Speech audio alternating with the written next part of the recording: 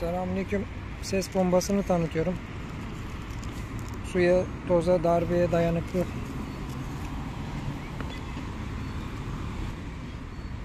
Kutu açılımını yapacağım.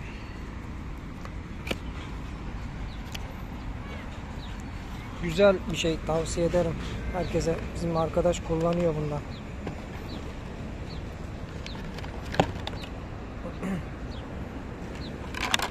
İşte içinden ne çıkıyor bakalım. Şarj kablosu, garanti belgesi,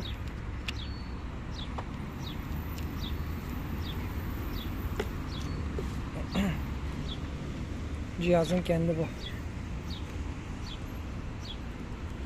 Güzel, kaliteli bir cihaz. Bu da bağcığı bağlayıp şuradan bu şekilde güzel bir ürün.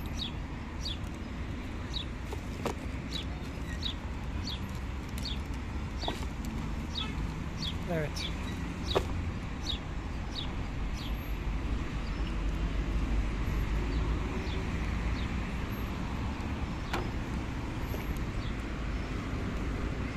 Çin malı tabi. Her şey içinden geliyor artık.